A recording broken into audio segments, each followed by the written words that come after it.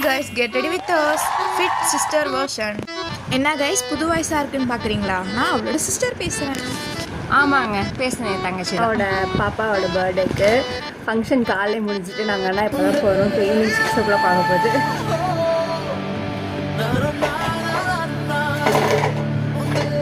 நான் mostly powder அடித்து பொட்டு வைக்கிறது ரொம்ப பெரிய விஷயம்.